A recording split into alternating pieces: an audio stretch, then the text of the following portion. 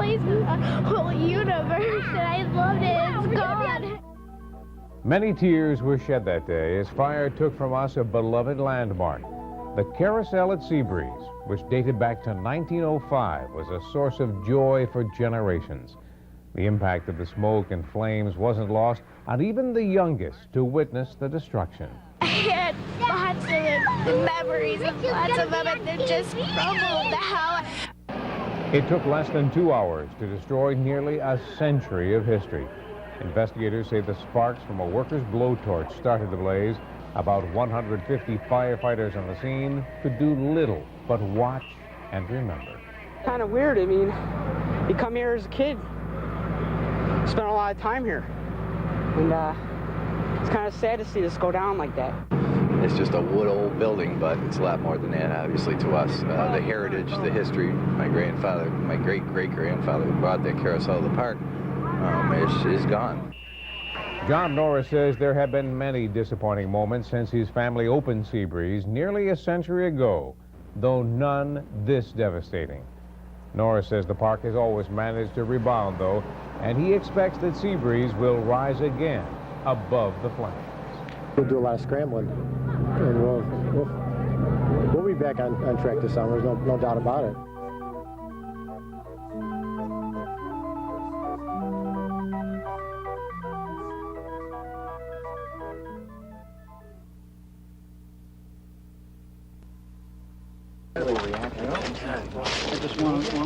I was asleep and I woke up and we were moving and I was like, you know, maybe it was just turbulence or something, and then the train flipped and I was like, oh my God, we're derailing. Such was the fate of Amtrak's Lakeshore Limited back in August. The train carrying 320 passengers jumped the track shortly after a stop in Rochester. For people on board, the initial shock quickly turned to chaos. It was more the movement. We were going back and forth, you know, like this. And, of course, the noise and screaming. And it felt like we went over a bump and then turned over and slid down. Because, you know, first thing you think is you're going to die. Amazingly, no one did, but more than 100 people were injured. Many of the uninjured passengers did everything they could to help. That included a pack of Boy Scouts on their way to New Mexico. Saw a lot of broken glass, a lot of bloody people. What'd you do? Just helped them out.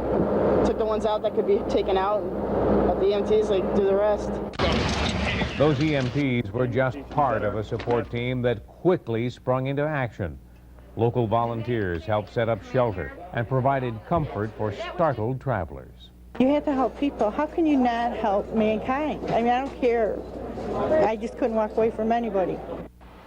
Eventually, plans were made to get passengers back on their way, but not before leaving Batavia with lots of stories to tell, stories about the day their lives were literally turned upside down.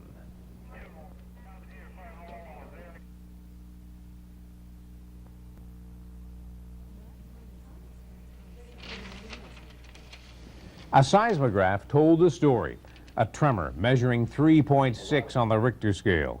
There were other signs, cracks in bridges and pavement, damage to people's homes. Felt like somebody picked your bed up and shook it good and set it back down. Nowhere was the impact more devastating than the Retsof Salt Mine. A portion of it collapsed, allowing floodwater to make other parts of the mine impassable. But that began raising questions. Did the earth shaking cause the cave-in, or was it the other way around? To me, the seismic record doesn't look like a typical earthquake. I would bet on a roof collapse as being the principal cause of the energy release. The experts were right. It was a mine collapse, and that was just the start of Retso's troubles. Sinking of the ground near the mine left some neighbors worried, so the company offered to buy their homes. Saving the mine was another matter. Efforts to remove floodwaters failed, and safety inside the 100-year-old mine became a serious concern. Some feared the end of a successful enterprise was near. We're looking at other potential sites for a new mine, not only here in Livingston County, but also other areas, western Pennsylvania and the Caribbean. Workers made their feelings known. They weren't ready to lose the mine or their jobs. Their support, plus incentives from the state, helped to make the difference. AXO decided to stay. We've had a great life at the salt mine, and I'm sure it's going to continue.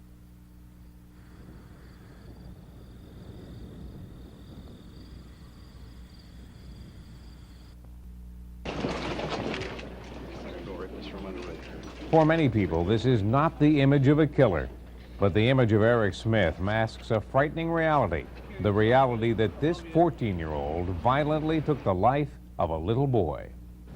We kept asking him and saying, if you know anything, you've got to tell us. And at one point, he turned and told me that he did it. Smith confessed that he lured Derrick Robie into a wooded area. He went on to tell police about killing the 4-year-old, choking the boy, and hitting him with a rock. Derrick's death shocked neighbors in rural Steuben County and tore his young family apart. He was my cute little firecracker. He was full of energy, and we were very close. No one really knows why Derrick became the victim of Eric Smith's rage, but the prosecutor argued it was a deliberate act.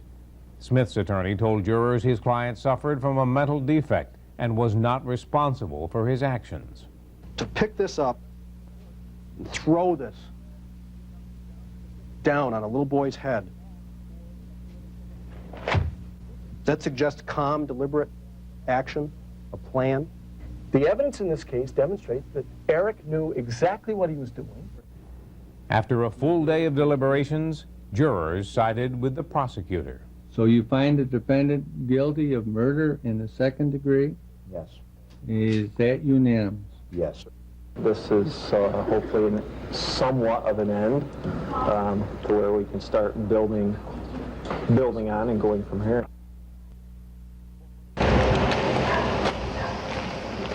For police, it was a routine call, a missing child. Perhaps she had wandered off with a friend or simply lost her way.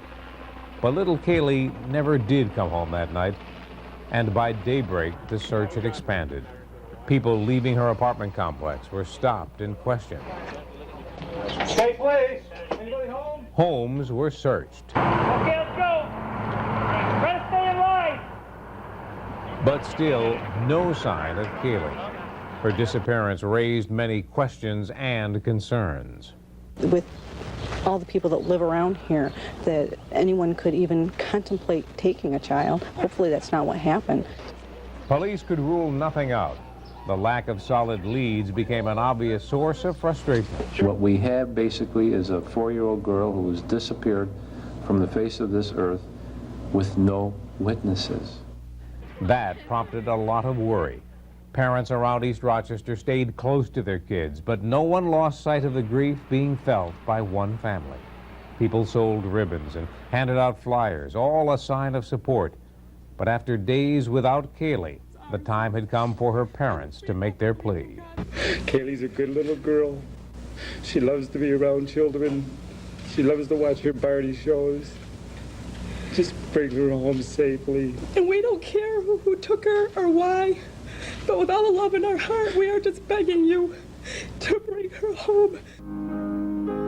As the days passed, there were prayers. And parades. No one lost hope, even though no one brought Kaylee home. And now that many months have passed, hope is still not hard to find. Hope that in this magical season, a little girl may still find her way home.